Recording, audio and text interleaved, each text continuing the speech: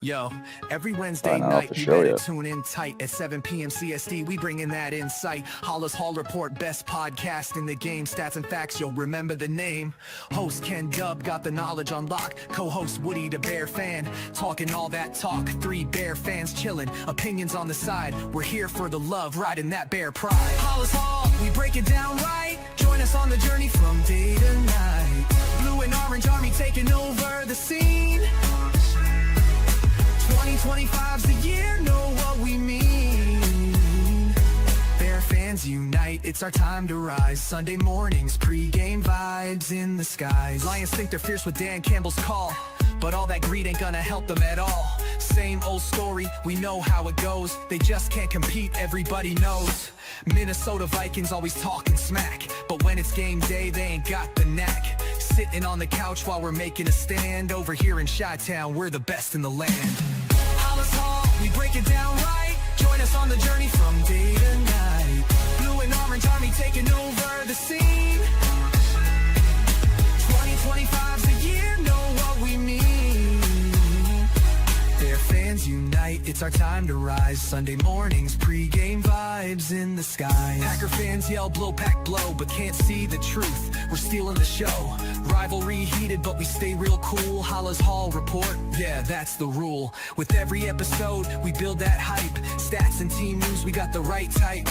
Fan base strong, we ain't looking back. 2025, it's a winning attack. So gather round fans, put your hands in the air. Every Wednesday night, we're breathing that bear. Join the revolution, watch the magic unfold. Halas Hall Report, we're breaking the mold. Halas Hall, we break it down right. Join us on the journey from day to night. Blue and orange army taking over the scene. 2025's the year, know what we mean. Bear fans unite, it's our time to rise. Sunday mornings, pre-game vibes in the sky. So mark your calendars, don't miss a beat. Every Wednesday night, Halas Hall can't be beat.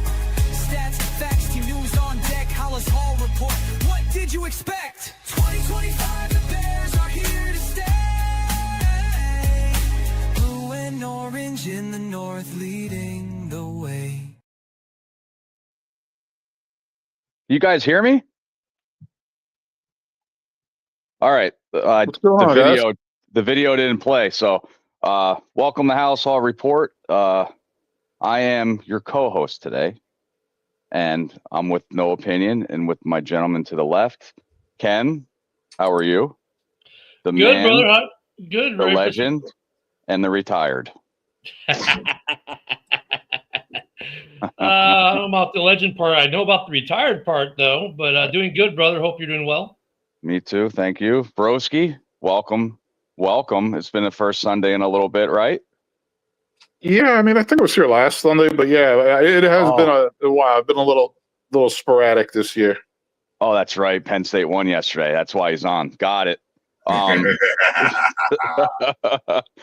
we got Mike, the producer, sharing some stuff. So have some football today. A little bit of war week with the Minnesota Vikings, who we play in Minnesota today. And we'll go through our predictions later. Not feeling too good about this game, but, you know, with the injuries that Minnesota has is a big one. We'll go over that. He's been questionable. I don't know. Might have relaying my prediction a little bit back and forth. Ken, what do you see today? I mean, what do you want to see? Really today, I need to see more out of the defense. And there's some good news there. I mean, the defense is producing, but the bad news is it's not producing consistently and enough, especially in terms of quarterback pressure. We need to see that D line do more. You know, get to JJ McCarthy, flush him, hit him, sack him, make him make bad throws. Don't let him throw, to the soft spots in the zone, because that's where teams are beating the Bears in the zone defense. Broski, how you feeling about today's game? Woody, to me, this game's a tough one to call, man. To me, it's a coin flip. Like what Ken was touching on with the Bears defense, like first and foremost, I need to see them shut down Aaron Jones, Jordan Mason, and then J.J. McCarthy when he runs. Have a feeling the Vikings are going to, really try to emphasize the run game while mixing in, taking their shots downfield. So I need to see the defense step up. And on offense, it would be really great if we got a running game going, because that's going to open up everything else. So expect it to be a close one today. Opens up the play action, gives Caleb some time. We know how Brian Flores is with the Vikings. He's probably the number one defense pressure-wise in the league. But, Mike, the Bear fan, what are you thinking back there? He's in the bathroom. So, one thing that Broski said, though, with the run defense. So here's an interesting thing about the Bears' run defense. Against the run, as in running backs, they've been really good the last couple of weeks. Against quarterbacks that run, that's where we get gashed for yards. So as far as Jones, who historically has had good games against the Bears, whether it be with the Packers or the Vikings, I'm not as scared about what he's going to do. It's if they let JJ get these little scampers for 5, 10, 15 at a pop. Because that's what hurts us. So the running game, we're good at shutting down running backs. It's the quarterback, which means we need to have a spy on McCarthy. Yeah, Jackson Dart really killed us for 2 touchdowns last week, and his scramble got the fumble, then he got knocked out with a concussion. Yeah. I'd like to bring in the White. Just introduce yourself on the show and what team you like, or is it Jerry Garcia or Santa Claus? Which one is it? Come on now, I'm the White. It's Gandalf. I'm the White. A lot of people know me as Dave. A lot of people know me as Wyatt. I'm a Bear fan since 1975, and I know Bears history like no one's business. So, what do you think about today's game and why? You know what? I'm confident in today's game. I'm only confident, and I know a lot of Bears fans. I know a lot of the fellow Bear fans in here are saying, "Oh, well, I don't know if I can trust this team." The reason why I'm so gung ho for this team is look at the differences between 24 and 25. It's huge. It's gigantic. Our offense across the board is a whole nother story. It's a whole nother story. And Caleb Williams, I wanted to inject this in my other show that I'm on, and I'll inject it here, dude. Caleb Williams is tied for the league lead in game-winning drives with 4. Last year, what did he do? 1. He won game-winning drive last year. He's got 4 this year. It's a whole nother story. And the other thing about it is Ben Johnson has us back as being a running team again. That's always been a Bears identity, is that we're a good rushing team. Ben Johnson finally has us back to that. And the other thing that's amazing that needs to be talked about is who thought the Bears would be this good offensively this fast? Well, I understand the running is our Bears identity, but isn't really the identity would be defense? What's going on there? That's the only thing.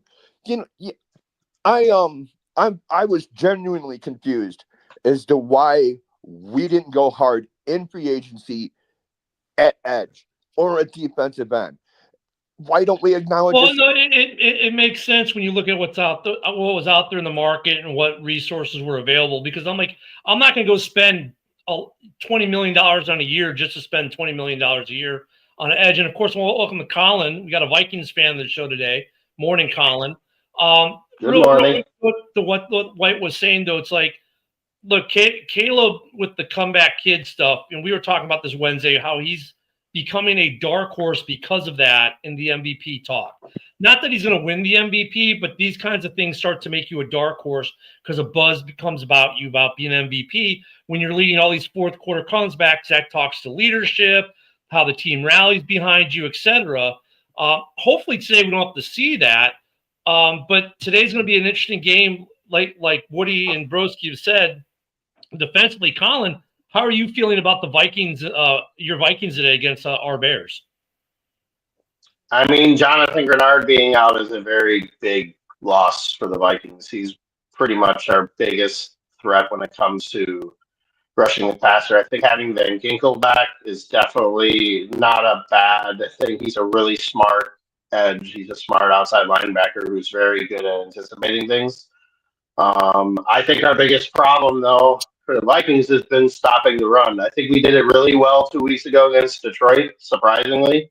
And it's like when the Detroit game happened, like I thought we were going to get I thought we were going to get rolled for sure in that. But the fact that they went out there and they played with a lot of heart and they played with some courage, and JJ made some throws when he needed to. I mean, it's hard because I think a lot of people are writing him off. People are saying that JJ was a bust. And this will be his fifth start in the NFL. He's 2-2. He's won 2 road division games. And he's looked like a rookie quarterback against Baltimore. He looked like a rookie quarterback against the Chargers, and he got destroyed in the Atlanta game because the offensive line was completely banged up. So I would say, I think defensively, if you guys can run the ball against us with Monogamy, or I'm not going to be here anymore, whatever you want to call him. Whatever you want to call him. I mean, I know I like him, but I like him though. That's the thing. I do. I like him. I think he's been the key to your offense, to be totally honest with you, because I don't think you're quite getting it out of Loveland yet, but I think he has really stepped up to be that in between the tackles running back that you guys have really needed, and I think he's done really well. So, Colin, to be fair on the J.J. McCarthy talk, this is what, week 11? 9 of his second season, and he's played only 5 games. So, I mean, you have to admit that some of the talk about him being a quote-unquote bust has to be about durability, because you're in year 2 of your career, and you've only played 5 games at this point. And I think that's where that talk comes from. And you look, that's probably fair, right? And I agree with you, though. He's making some rookie mistakes. He's making first-time starter mistakes. That's probably – I mean, technically he's a rookie, but it is the second season with the team. I think that's where some of that comes from. Whether that's fair or not might be debatable, but durability is part of it, because Jaden Williams right now is showing that he's not durable in Washington. And that's problematic. Well, Jaden Daniels had a horrible injury. I mean, let's not fake it here. Jaden Daniels' injury was catastrophic. As far as McCarthy had never been hurt in his career until he got to the NFL. And honestly, I think they kind of coddled him the first year. I don't know if he necessarily needed to have the knee surgery that he had in the preseason before last year, but I think they knew that they had Darnold, who was a guy who could lead the ship. Now, I was at the Jacksonville Vikings game, and for every Vikings fan that says, "Oh my gosh, you should have signed Darnold," blah, blah, blah, I'm like, that guy folded like a cheap lawn chair in that Jacksonville game. I can understand him folding against Detroit and the Rams, because both of them last year were top 3 teams in the NFC, so I can understand them losing to that. But the game that sold me was the game I went to. I went to the game in Jacksonville. He went through for 241, threw 3 picks, was thrown into triple coverage. Like, he looked bad. We won the game, but he looked like dog. Hey, Colin, first of all, there's something wrong with your mic. You're cracking when you talk. Yeah. I don't know. Oh, I am? Yeah. So Colin, my other question to you is, the week 1 of Minnesota, obviously it's week 1. We still call it preseason and stuff like that, but it still counts in the win column. And you guys came back in the fourth quarter down by 11. So is Grenard out for today? Is that the only difference that you guys have since week 1? So you guys should pretty much win, right? I mean, we'll Ryan see. Kelly's out. Ryan Kelly's been out for a while. I mean, I actually think Brando, I mean, that guy had never played center before, and he's actually played halfway decent center. I think part of the Vikings' problem has been their play calling. Like, they'll get to like a 3rd and 2 or 3rd and 1 or 3rd and 3, and they refuse to run the ball. They're incredibly predictable. And How's they your went out and got secondary? Jordan Mason to be they went out to get Jordan Mason to be like this running back that can get the tough yards on third and shorts. And they're How's your just throwing the ball secondary? all the time. So I don't get it. How's I think your secondary? secondary's okay, but I think part of what makes our secondary good is getting a pass rush, and that's why I said without Grenard, if they can't develop a pass rush, the secondary's going to get tested more. I think the other difference is, and you might want to just turn your mic off and turn it back on. And I don't know what's up, but it's still cracking. But I think the major difference too, one of Colin on Monday or on the week one is like the first half. It seems like Brian Flores did not call any pressure. It's like they were laying off, and in the second half they came back on. Do you think Flores will just be doing that the whole game, or because that first half of week one was pretty much the Bears until obviously the fourth quarter, and that's when Brian Flores started doing the pressures. Yeah, I mean, I think again, our run defense is going to be the key, and I think that's what creates the pressures. I think and I think you saw it mainly in the Detroit game. I mean, that was a game I never thought we had a shot at winning, but somehow we managed to hold Gibbs and Montgomery down. And I think our rush defense has been more of predicated on trying to hold down the team. And I think you saw it in the Philly game there. If you got a competent passing attack, you can go to work on that. So real quick, let me as soon as we talked about it, let me just give it really quick. Here's the injury report for both teams. For the Bears, the only here are the people who are out. TJ Edwards is out. Jalen Johnson is out. The only reason I bring him up is because we activated him into his 21-day IR window. He's on coming Friday. back before December. All right, let me finish, please. We activated his 21-day practice window, so he's listed as out, but no one expected him to play to begin with, as I was going to say. But he did have limited practice Friday, so it's good to see Jalen Johnson working again. We didn't expect him until December, but it's good to know that he's making those steps towards coming out of that 21-day window. And then, of course, Jahadi Walker is still out for the second week in a row with the concussion under the concussion protocol. They're listing Brisker as questionable. I fully expect him to play. For the Vikings, as we've mentioned, Grenard is out. He had limited practice on Wednesday, did not practice at all Thursday or Friday. And Ryan Kelly, their center, is out with concussion protocol with limited practice throughout the week, but still out on the concussion. Everyone else either had limited or full practice and is playing, as being reported right now by the Vikings. So that's the injury report. And, of course, also for the Bears to note is Kyler Gordon is out this week. He is expected to be back next week. This is a 4-week IR. They expect him to come back and to go straight. They won't need to use the whole 21-day window is what we're hearing. Whether that's true or not, we'll have to wait and see. But his window will open up on Monday for his 21-day practice window. So some help coming back for the Bears. But the big one, of course, for today being out is TJ Edwards. We have yet to have really both our linebackers in for multiple games. We're going to Sewell's getting a lot of playing time, and Sewell's been okay.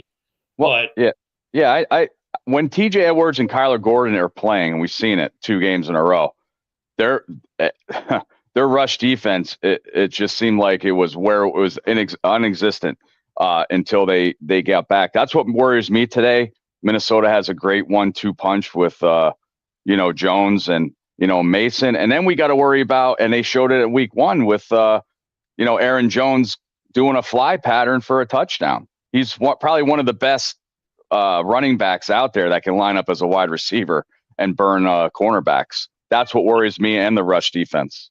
I like, though, with C.J. Gardner-Johnson, now this is he's had 2 full weeks of practice now. And last week we saw an improvement over the first game. He's kind of, he's showing why he was a good player in the league, getting this new shot with the Bears. And now they're talking when Gordon comes back that those two might split time, which also might mean Gordon might come back sooner because he's not going to play every snap because of Gardner-Johnson. So I'm hoping that Gardner-Johnson, who has 3 sacks already, continues having an impact. And I believe Mike has, speaking of making more impact, Montez Sweat's making more of an impact lately too. Mm-hmm. Let me find it for Mike here. It was something here it is. Last 4 games, he's stepped up a lot more. Like, that's all his sacks for the season, actually. So if he can step up, and I think Gardner Johnson being there is a part of that, that bodes well for the Bears defense today. Well, I believe week 1 of when we played the Vikings, Colin, correct me if I'm wrong. Did Addison did not play, or did he play? I don't remember. He didn't Addison was play. on He was on suspension. So that's a big key as well. And of course, Hawkinson having a slow part of the year, he can get open. We know how big he is. I hate to say it, I think we're going to have our hands full today, guys. I just don't have a good feeling about this. Absolutely. The Bears are going to have their hands full every week until their defense proves they can 3-and-out people. No, I know we touched on it last week, Ken. It'd be nice to see, like, just give me a handful of 3-and-outs this week, man. That would be awesome. Yeah, I mean, it's like this whole bend don't break thing. It can work especially when you're getting turnovers, but you rather get some 3-and-outs. Before I forget, guys, let me take a break in our programming here to remind people for the predictions. We'll put the predictions in the comments in a bit. But you can win a signed Devin Hester 8x10, which you can see in the picture there. Go to Mike the Bear Fan or Chicago Bears News. Put your prediction in. If you get it right, exactly right, you can win this. Woody and I have each been off by 1 point this year, as Mike reminds us every time we do this. Right. Go to Mike the Bear Fan or Chicago Bears News on Facebook. He's got the post there. Put your game predictions. They won't count here, but you can put them here as well, though. And you can win that autograph photo. All right, sorry, back to what we were talking about. I mean, I think let me bring Dan up. Good morning, Dan. We got Dan on the show today. We got everyone popping by today. Jeez. Hey, Dan. Wow, what's up there? Dan-o. I call him Dan the Bear Fan with the glare.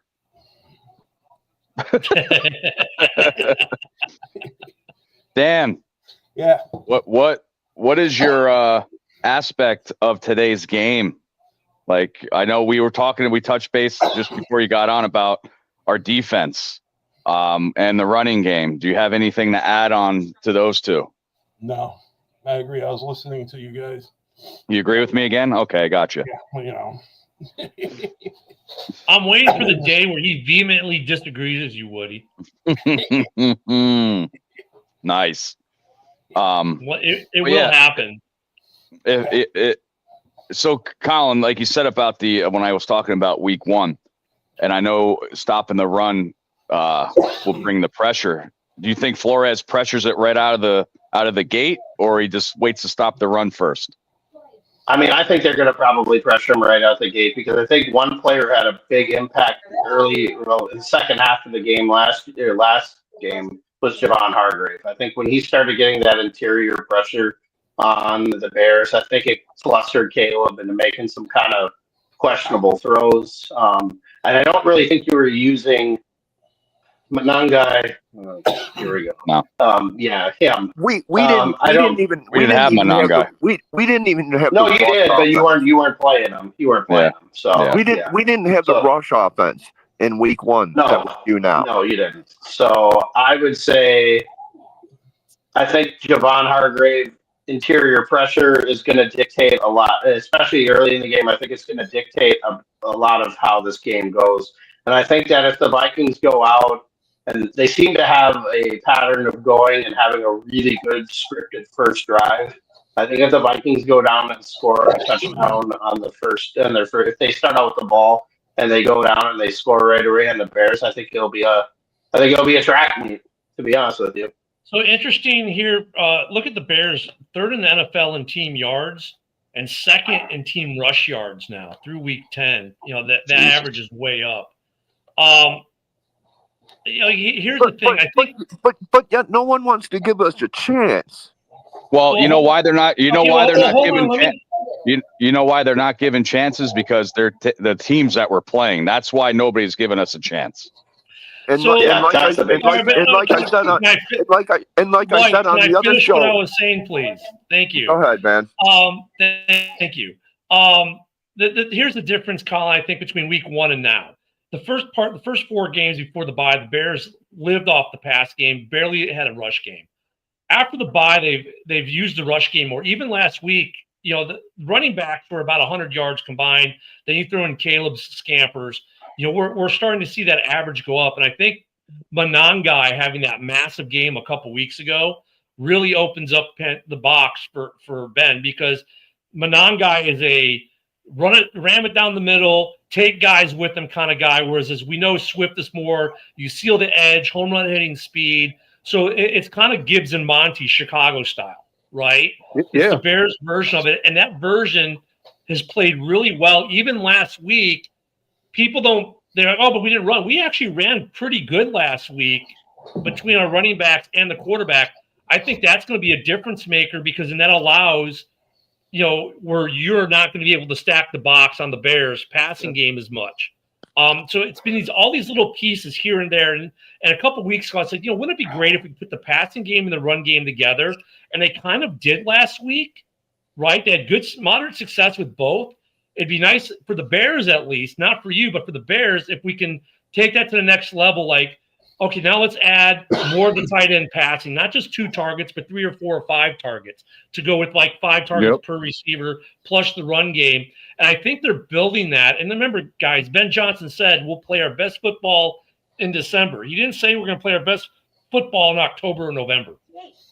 So and let's not forget too, Caleb's done a really nice job this year selecting like when he's going to run. He's been very efficient at running the ball himself, so that definitely adds to the rushing total. But wouldn't it be nice to see Burden get some looks over Zacchaeus this week?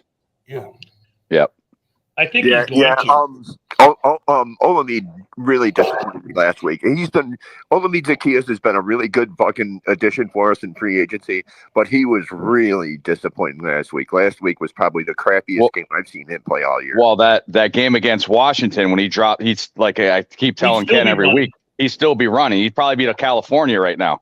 But yeah, I mean, some of the throws last week, Zacchaeus dropped 2. And I'm like, oh, Caleb threw it outside, threw it 2 towards the sidelines. They showed a replay, and at Dunze as well. I mean, these are very catchable balls. Those are lasers, dude. Those are lasers. I think the difference you're seeing, though, the difference, guys, you're seeing, though, even in the game call, because Greg Olson called the game last week, which is a good thing because he's the number 2 broadcasting for Fox, right? Now Brady. No, Brady's their number 1. They're their number 1 broadcast team, but starting to see the better broadcasters as far as where the networks are concerned versus Adam Archuleta, who is visibly screaming no, no, no when Colston catches the ball. Like, you're seeing the difference. And Olsen said it right. He said the same thing. These are catchable balls. Some of the stuff we saw where, like, Aikman, he's leaning too far. Well, no, because he didn't think the guy was going to sit in the flat. That's communication issues that get worked out between receivers and quarterbacks over time. But these are all catchable balls. And the nice thing I like about where Caleb puts balls, more times than not, he puts in a position where his guy has a shot, but the defender does not. That's why he's got, 3 interceptions on the year? 4. Right? 4. And one of them was Max Crosby. Caleb's only thrown 4. Yeah, and Max Crosby blocking the 1. I mean, that's like, okay, freak play of Max Crosby. I mean, if you look at pure interceptions, he maybe has 1 or 2. That pure where it was actually his fault. No, that's the thing that I like the most about Caleb is that he doesn't throw interceptions. People don't realize how fucking huge that is. I throw it out of bounds, yes. Don't take a sack, yes. Don't throw interceptions. And there's too many guys that, it's not a big deal. It's interceptions. Everybody throws them. No, the good quarterbacks do not throw interceptions. No, Ken, I was saying that Tom Brady's the Fox game, I think, today. I seen him. Right. Yeah, so I mean, look, if that's good though for the Bears, that means we're finally getting some respect. And actually, it's good for the NFC North because the NFC North gets no respect by the national media, but now they're starting to cover our games, which is good. Colin, real quick with you guys, like I know for the Bears, if we don't get a turnover, we're cooked. How like we have not won a game where we did not get a turnover. How is Minnesota this year in terms of the turnover win ratio? I mean, when they win the turnover battle. If they don't, they don't. I mean, we lost the turnover battle last week against Baltimore. I mean, McCarthy was throwing punts. I mean, he was throwing long passes. And I think it goes back. It goes. Go ahead. I was going to ask you what his net average was on the punts. I think they were about like 40 to 46 yards in the air. They were calling for the fair catch on a couple of them, but no. I mean, I wish again. I mean, this goes back to coaching too, and understanding who you have as your quarterback. I think for you guys, I think the Bears, you guys get a hard time as Bears fans because the Bears are playing a last place schedule. It's not your fault. I mean, you were last place last year. You're only gonna play what you have in front of you. So to be given respect, to be given respect, though, you do have to beat the better teams. So I mean, to get rolled by Detroit, to blow that game, the first game, and I know it was the last preseason game, but to blow a game at home against a guy who's never started an NFL game in the regular season. I mean, those are hard. Those are hard ones for people to kind of look past. So I think the more that you start beating better teams, again, that's going to contribute to progressing. I think with the Vikings, the amount of money that the Vikings spent this year on free agency, I mean, I want to say they spent like $360 million in free agency this year on players. So you want that too? Let's be honest about schedules, though, too. The only difference between the Bears schedule and the Vikings schedule is literally two teams, right? Whoever we're going to play in the NFC West and whoever we're going to play in the NFC. Yeah, we got to play Seattle in 2 That's weeks. the So only we got to play difference. Seattle and Seattle in 2 weeks. We got to play San But Francisco. that's the difference. Like when people talk about these schedules within the division, like I'm that happy is now. literally the only difference between our schedule and anyone else in the division is who we play in those two divisions. And like Yeah, you're playing the last place team from the West. right. I get that, year. Colin. But like Yeah. I get that. But there's so much dynamic change in this league from the year to year. Yeah. That's your only difference. And actually, you get in Seattle at home is actually a plus for Minnesota because we're playing at Seattle. You go to Seattle. That's a plus for you because guess what? Guess where Seattle's only losses of the season have come from? Home. They are undefeated on the road. Today, if they lose them in LA, which could be their first possible road loss of the season, they've won 10 straight on the road. So actually playing Seattle at home, Colin, is a plus for you right now, believe it or not. And that the 12th man Full disclosure, I just don't want to play Seattle. Yeah. I know we have to, but full disclosure. I mean, I get it. We got It's not like we want to play San Francisco. yeah. You know, San Francisco's a I tricky can think team. of worse I teams mean, to play in that I division. can't figure San Francisco out. I think the last time we beat them wasn't the Justin Fields flood game. Yeah. It was. It was. Yeah. It was. So, I mean, and then if you go to the Great Lance. South, I mean, we got the Aints, okay, but no one in the South is. Look, the only team that has to complain about having to play the NFC South is the Packers because they got stuck. They get stuck playing. Tampa. The rest of us, though, the South is a win. So I mean, that's the difference. We lost to Atlanta, though. Yeah. You know, we all still get Washington. We all still get Philly. We all still get each other. You know, we get the same AFC North. You know, I mean, it's 2-game difference. And the thing is, like, now we're starting to see who the better teams are, right, and who isn't. And let's face it, the NFC North, even with the Vikings with a losing record, would still be in second place in most divisions. And even in this division, you're actually in the playoff hunt. Well, we're the only 2-0 team in the division, and we're the only 2-0 undefeated team in division play. So, well, that'll change today, hopefully. For me, Yeah. we'll see. Well, Ken, I am happy because Aaron Andrews is calling the Bears. God, is she game on hot? the sideline. God, is she hot? Were you now, Woody? Were you one of those people that once again trying to scoop in and trying to look in the peephole of her hotel room today? Come on now, is that you, Woody? Dude, I didn't have to look. I She would. invited me in. I would. Oh, she invited you in. Oh, Yeah. I would. Yeah, I'd me and hide in the Collinsworth. pipe that's like I'm more of a Mina Kimes kind of guy, but hey, you know, all to each their own. So that's all No, good. Colin, you know me. I'm shy. you can't go wrong with a lot of these sideline reporters, dude. You know, No, you really can't. another thing to bring up real quick is this guy right here. Not a sack. Theo Bennett, since he came in, look at Dud. the change in the defense with him, or in the offensive In the line. offense. In the offense. The offensive line with him over Braxton Jones. And Braxton Jones played decent ball, it's but night and it's day. the biggest difference I've noticed. The second we put him in the game, or brought him into the game, the run game got much better. Like Braxton did okay for pass protection, but he was shit for run. But Theo was good at both. Yeah, literally. And don't get Broski started on Braxton. That's Broski's boy. Trust me, I know. Believe me, me and Ken have had the Braxton discussion a few We times. talked ad nauseum about it. Well, Ken, on the flip side of that too, I'm the Joe Tooney. Again, no pressures, no sack given up, and everybody was thinking, oh, he was good with Mahomes. Well, that's pretty good stats on a supposedly last place team from last year. Dude. No sacks, no pressures. Great run blocker. Look, can we talk about the best thing of all of this with the linemen? You should How go ahead. often do you see an offensive lineman being on reels on stat reels, highlight reels, but Darnell Wright is straight schooling some of the best rushers in the NFL, sitting them on their asses. Yeah.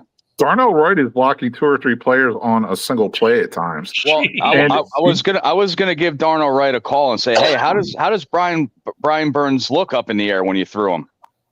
He didn't answer me back, of course. So. And I was going to say too, like Wright. the guy you don't hear about is Jonah Jackson. So after like the first 2 or 3 weeks of him getting like 3 penalties each game, he's putting together a nice season, man. Like, you know, him and Dahlman and Tooney in the middle, man. Those guys have been excellent. Darnell Wright's been excellent. Big improvement from last year. I want Braxton Jones back. I want Braxton Jones back in there. Look at who Tooney. Look at who Tooney's played for in his career. He blocked for Brady. He blocked for Mahomes. And now he's blocking for Caleb. And he doesn't. Let's not go there. When he's playing his natural position, he's the best at it. Yep. Yeah, I mean, compared to where this offensive line was last year, it's obviously night and day, and all the numbers support it. It's just, look at Colin, like, you know, with Gennard being out, where's the pass rush coming from for you guys today against that? That's where I think this game, obviously the games are always won in the trenches. I think both teams have issues in the trenches defensively. Game both pills. I would keep an eye. If I were the Bears, the guy who I would look to try to neutralize is Jalen Redmond, the defensive tackle. That guy has, I think, 5.5 sacks for the interior. That would be a guy I would probably focus a little bit of my attention on. I don't know. I'm worried about Hargrave, man. I'm just playing. Well, I'm just saying Hargrave is like the predominant one. I would just say that without Grenard being there, Redmond would be a one that, like, if you're going to try and stop Hargrave, the other guy I would try and stop is Redmond. And I'd also keep an eye on Van Ginkel. Van Ginkel is a very crafty, very smart player. Like, he knows when to blitz, and he knows when to drop back into coverage. Well, Ken and I were talking about this last week, like with Max Crosby. If you can't get to the quarterback, you put your hands up. It looks like Van Ginkel, when he puts his hands up, sometimes he gets interceptions. Yeah. So, I mean, he had two pick sixes last year. Look, don't try and do like a little screen pass to the outside. Oh, please. Because Van Ginkel could take that. I think he almost had one against the Bears last year where he snuck in there and nearly picked one off. You know, Edmonds isn't bad, getting interceptions neither. I think he has like 4 on the year, and I believe that's a number 1 in football. Well, for his position, not overall. I think. No, I think he's up there. I'm pretty sure it's overall, dude. Because I remember I say there's 3 players on the Bears that are top 10 in interceptions. It's first or second, though. That's the wrong thing. I'm sorry. I thought I had that. I guess I don't. Is this it here? Well, nope. That's Caleb passing. I don't have that. Well, here's some fantasy update news. Brock Purdy will be starting today. Championship. Yeah, here we go. Kevin Byard and Tremaine Edmonds are in a three-way tie for the league lead in INTs with 4. The third is Devin Lloyd of Jacksonville. There we go. Broski, what do you think of that? Tremaine Edmonds leading the league or tied for first? My boy he's got from to do BT, something. Like motherfucker. he doesn't do much else but that. So hey, hats off to him. I wish I wish he'd learn how to blitz at some point in his career. I'd wish he'd learn how to blitz at some point in his career. But hey, overall, 4 INTs for a middle linebacker. That's freaky. Byard having another stud season. So good for those guys. And that's another thing. Can make plays. And that's another thing me and Ken were talking about too. In the beginning of the season, we had no safeties under contract next year. We have a feeling that all of them are going to get signed for next year, re-signed. Yep. I would be amazed if we didn't. For all the garbage that we heard about C.J. Gardner-Johnson, I'd be very surprised if he doesn't re-sign. Now, to be fair today, gentlemen, Tremaine Edmonds will not get an interception. And I'll tell you why. Because he is not a punt returner for the Bears. So that is what McCarthy does. He throws punts. He's got. And honestly, I don't mind it because our punter really doesn't do very well. So if you can punt an interception, that's fine. But Edmonds has got to get way better coverage in the back. You're fine if Kevin Byard has 3 INTs because they're all 50 yards down the field. Colin, that's where most of it's going to happen. So yeah, but I know Tremaine Edmonds might probably, like you said, won't have an interception this year. But how did Vikings beat us, and how did Giants almost beat us last week? Did you guys watch the game last week, non-Bear fans? Jackson Dart, their quarterbacks, McCarthy on that long touchdown run. Yeah, I think McCarthy's going to have a big day rushing today. It could happen. If the question is if they let him run. Half of it's just if they let him run. I think the Bears learned from last week, and they put a spy on J.J. McCarthy. Well, I think Colin makes a good point. So, like Colin, like if he would say runs at all, what's KOC? I mean, he's got to be KOC. I would assume is going to give him the look of death if he runs at all. Yeah, I don't mind him running. Here's the problem with him running is that he has had injury issues. He just needs to learn how to slide. It's almost the same thing as Jackson Dart. Like, I think Dable got fired because Dart kept running, but he wasn't sliding. Like, he was making big plays, but he wasn't sliding, so it was getting him hit. Well, now McCarthy needs to do the same thing. I think that, and I know Giants had a rough year on top of that. He was on the hot seat. But I told Ken this too on Wednesday's show, is that because if they would have went for it 4th and goal at the 1 and scored, they would have been up by 14. They just kicked the field goal, and that's what made them up by 10. I think that was the beginning of the end right there. I think rushing him out there after the concussion too, that's the big thing. We're going to get into that in a second there, Clark. Real quick, because we got about 18 minutes before kickoff, but I want to get into predictions. But before we do the Bears-Vikings game, there's another game I want us to predict real quick because Bears fans, we've just played them last week. Green Bay is going to play the Giants. They're going to get, Crab Legs is getting a start today. Jameis Winston's getting a start. Real quick, let's take a second and talk about that game before we get to the Bears predictions. What do you guys think happens in this Packers Giants game?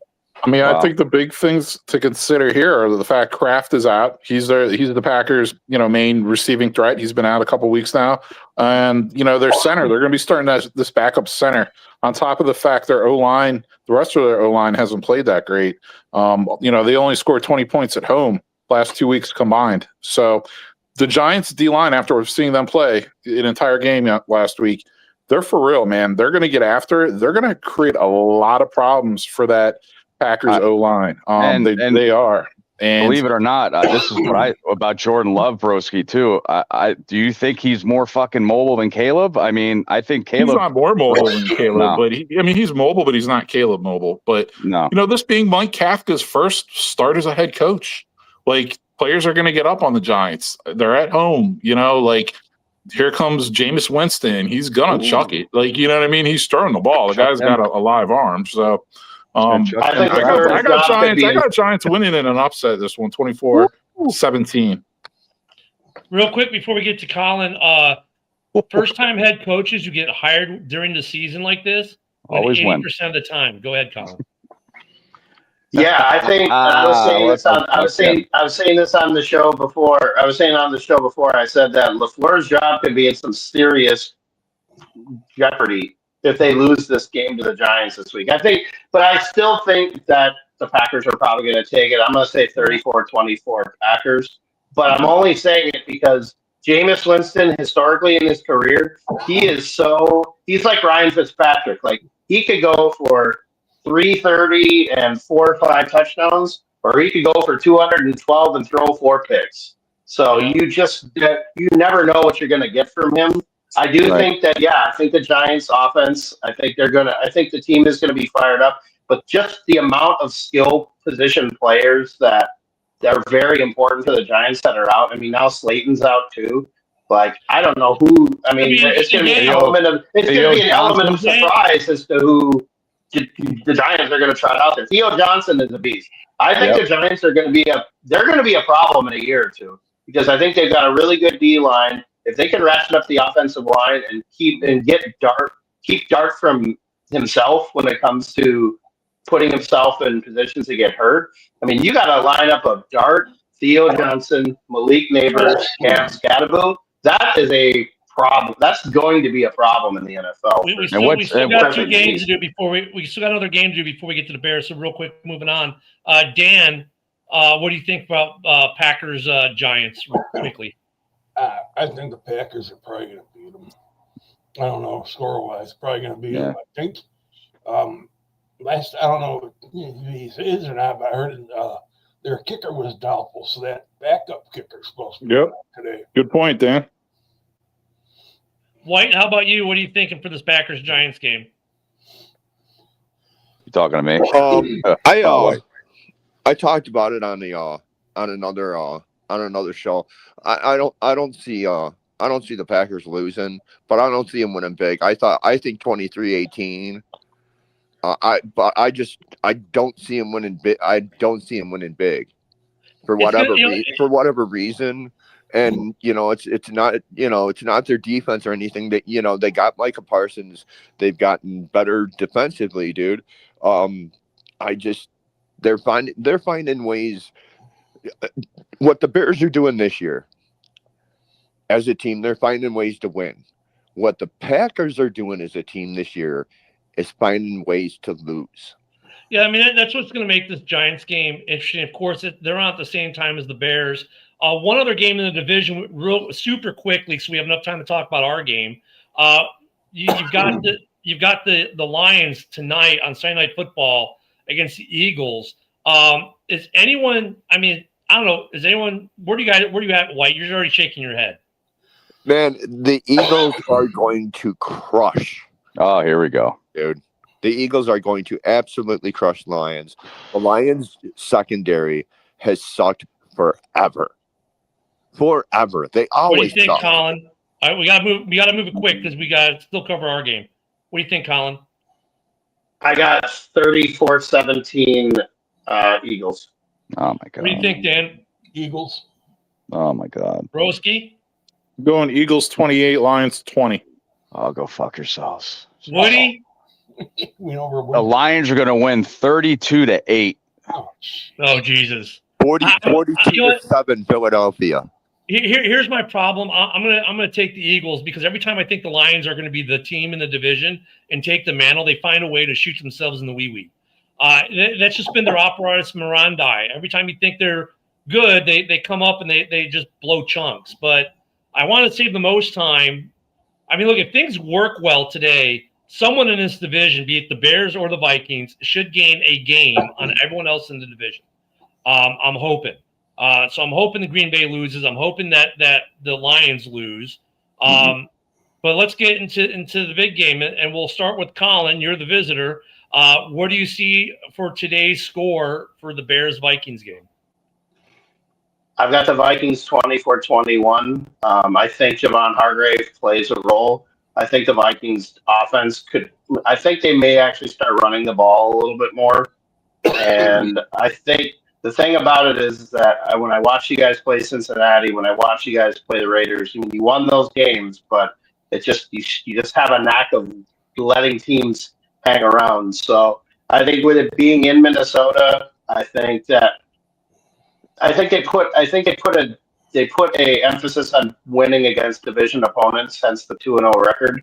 So I'm gonna say 24-21 Vikings. What do you say, White? I've said this I've said this probably since the beginning of the week. 27-24 Chicago. I just something tells me that, we're gonna pull it. Dan? 2017 Bears. 2017. Bears. All right, now we go to the big three up top. Broski Bear, your prediction, sir. Yeah, I'm thinking the Bears offense is able to establish the run, and the Bears defense is able to force a couple turnovers, and the Bears win a close one. I do like David's score, 27-24. Woody? Well, this I said at the beginning of the show. This game scares the shit out of me. It's in Minnesota. I don't know. I want that Hester, so I'm going to be the asshole of the group, and I'm going to say 26-23 Minnesota. Ooh, he wants the Hester too, but he's not going to win the Hester because I'm taking the Bears as well. As the other guy who's only been off by a point. I think it's going to be a close game. The Bears have only had one game this season where they failed to score 21 points. So if you have the Bears scoring less than 20 points, you're already wrong, because this defense they're playing today is not the healthy Baltimore defense that we saw a couple weeks ago. This game could be a shootout the way these two defenses are playing. I think, though, the Bears have a distinct advantage in the offensive line play, whereas J.J. McCarthy's going to have to do a lot more than Caleb's going to have to do in terms of, because he's going to get more pressured. I'm going to take the Bears in this one. I'm going to go a little bit higher. I think the Bears give them a little revenge. We've been figuring out the red zone. We were like terrible in the red zone, 30%. Over the last 2 weeks, though, we've been phenomenal in the red zone. Last week, we didn't see trick plays. Today, we are going to see trick plays. I think the Bears are going to win this one 32-24 is where I'm going to go. It's not going to be I don't think we're going to be doing like the last second heroic thing. I think the Bears will have a little bit of more control on this game. They need to. And if they don't, then we're going to keep having these questions week in, week out. The Bears need to make a statement. They need to kind of even up the score with the Vikings. The fact that it's in Minnesota to me means nothing. Nope. Home field and division game really means nothing to me. So, Ken, do you see Tyler Warren throwing one of those touchdowns on a trick play to Chase Claypool? Do you see that happening? Here we go. There we go. Well, Mapletron is back in the CFL, I think. But you know what? I mean, you have to admit, like, my favorite play of the year, though, it's funny that you bring that up, Colin, because my favorite play of the year is a trick play right now. It wasn't a touchdown. It was Caleb with a backwards pass to Bajent. Michael Strahan picks the Bears to 20 win. yards to Caleb. That was just Michael Strahan picking him? Oh, no. Michael Strahan picked us to win. Well, that's the kiss of death. The cool thing about that play, though, because the Bears have won it once, have already run it. So now if you're like Minnesota, you're like, oh, he's throwing it backwards to Bajent, cover up on Caleb. It's a trick play to Caleb. Bajent's a good quarterback. So now if you go to Caleb, now he's going to hit DJ or he's going to hit Rome or he's going to hit Burden. So that's what I love about these Ben Johnson trick plays. It's like he can run that trick play 5 different ways on you. And it's like, so I think we'll see some of that. And that's going to be one way they're going to work on, because you've got a phenomenal defensive coordinator. And that's one way you're going to have to keep that defensive coordinator you guys have on your toes. And luckily, Ben Johnson, with all the years of being in Detroit, knows how to do that. And that's another X factor for this game. So I expect to see some good trick plays out of the Bears today. I think that'll be a big difference maker. I think if you guys win, Kyle Monogany has a big game if you guys win. So I'm just going to call that. I'm still a Bears fan. I want that fucking Devin Hester. Oh my goodness, Broski, what are you thinking? You thinking some trick plays today? So wait, if it's 27-24, thinking- who gets the Huster? They'll mix a couple trick plays in for sure. One thing I do have to point out though is I do think this game is more of a big deal for Minnesota. I think their backs are up against the wall this week, so they're going to come out swinging. They're going to come out amped up. So I think it's going to be important for the Bears to kind of weather the early storm and get through that, and then hit their groove and go from there. Yeah, White, to answer your question, you have to ask Mike the Bear fan. It's usually whoever posts it first on the Facebook page gets it. If two people have it. Now, if I predict the right score, do I get a Devin Hester? Yeah, you would get the Devin Hester. And then Colin, I'll buy it off of you, bud. You'll buy it off me? Okay. Yeah. I was going to say, man. We'll discuss that transaction later. Okay. There you go. So don't forget, go to Mike the Bear fan on Facebook or the Chicago Bears News on Facebook. The threads are there. Post your comment with your game winner. We got about 4 minutes until game time here. I love War Week, man. I mean, and every week's almost a War Week for both our teams. The schedule does not do anyone any favors in this division. Tough schedules all the way around. Lots of division football to be played. I did want to point this out to you. In St. Paul, if you go as a Bears fan to the Twin Cities for a game, there's a bar in St. Paul called Allery's. It is a Chicago Bears bar. So if for some reason you go and you need a place to huddle up, not that Minnesota people aren't nice, but if you need a place to course and have old styles and Vienna beef dogs, you can go ahead and go over to Allery's over in St. Paul. Did I do that right in Minnesota? You betcha. Wow. Yeah, you betcha, Darren. That was bad. Stop. Thank you. Yeah. I'm in Florida now.